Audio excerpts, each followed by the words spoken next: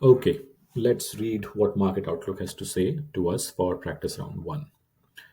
There is a 5% increase in demand across all markets as the global economy shows signs of an upturn. Okay, so good news. Europe has the largest market size, followed by USA. However, there are indications of growth decline in Europe and to a lesser extent in USA. Okay, so bad news. The two big markets are actually going to have a decline in growth. China's market is smaller than the other two regions, but it has the highest growth prospect. Okay, so good news. So the two big markets are going to show a decline in terms of growth rate. It is not showing negative growth rate, it is saying just a decline in growth rate. But the smaller market of China is actually going to have a high growth prospect. Last year, we decided to expand our manufacturing facilities in both USA and China in order to meet increasing demand. Yes, the new production capacity will be available starting 1 year from now. And we can actually notice that if we go to the results tab. If we go to the results tab and if we go to production report and if we go to manufacturing details, if I scroll down, I'm team 8. Okay, I'm team 8. And I can see that this year I have 7 plants in USA and 2 plants in China.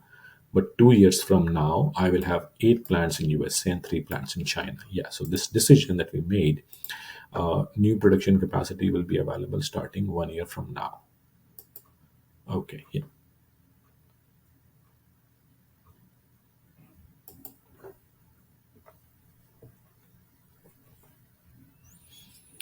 Next is the high cost of battery arrays for electric vehicle is currently keeping prices high and market share low. So this is some kind of a negative input on the EV market.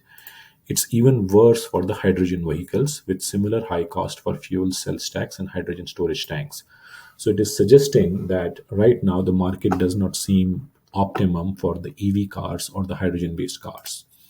These costs need to drop substantially for there to be any hope of mass adoption in the marketplace. Okay.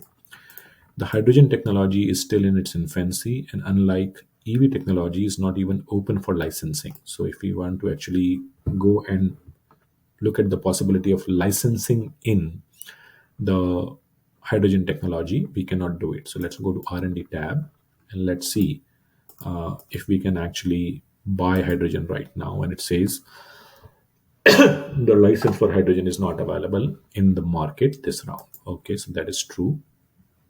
Let's go back to market outlook. One option for us is to develop either one using our own R&D department. Okay, so we can do that. We can build an EV or hydrogen using our own R&D department.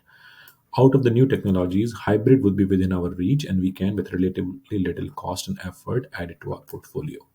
So if we go back to the R&D tab, it is the hybrid. It is the hybrid that is actually within our reach that could be quickly added to our portfolio and we can start selling it.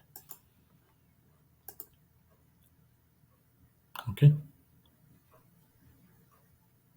Cost. In the USA, industry is concerned with the availability of workforce for basic operations. This could hit some of our outsourcing partners heavily, especially those that are low cost. Okay, so it is possible that the cost of manufacturing, the outsourced cost of manufacturing in the USA may go up in future. In the USA, industry is concerned with the availability of workforce for basic operations. This could hit some of our outsourcing partners heavily, especially those that are low cost. So, okay, so maybe in the future we may see a higher outsourcing cost in USA. Finance. The European Central Bank is easing its recovery measures and has announced plans to reduce bond purchasing. Okay, so that is the good news. They are also raising the interest rate to 0.5%. They are also raising the interest rate to about 0.5% up from the current period of 0%. Okay, so they're raising the interest rate, they are purchasing bonds, so they are taking money out from the market.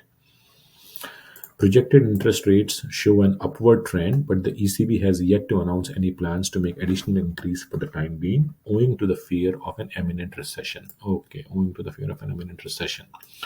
So there is uncertainty in the market. The USA Federal Reserve, the Fed, is raising its benchmark interest rate more moderately to 2.6%, up from 2.4, but also raises the likelihood of a future hike.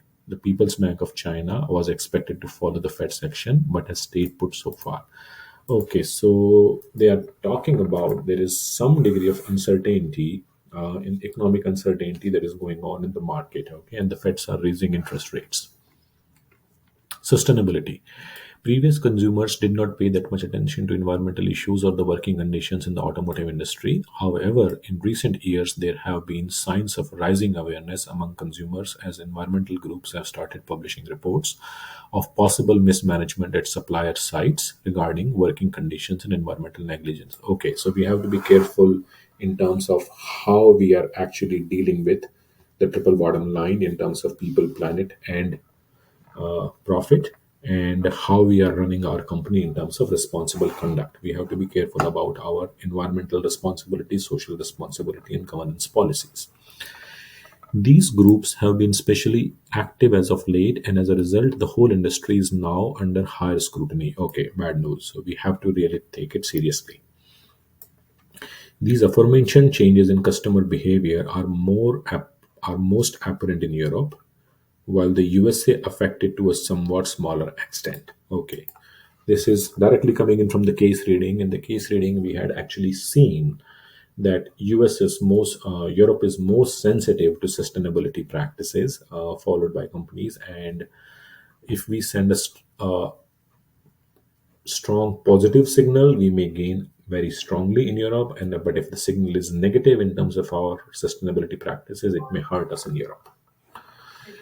The GDPR regulations are in full effect in Europe. Okay, GDPR is global data protection rights are in full effect in Europe. So this is about the transparency piece.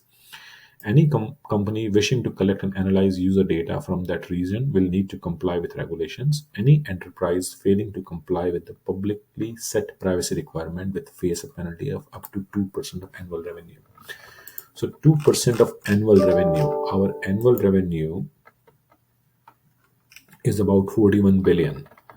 So 2% of 41 billion is almost about 800 million. So that's the kind of revenue, that's the kind of penalty that we are looking at. Ooh, that's too much of a penalty. So if we are collecting data, we should actually comply with the data regulations. Okay, good to know.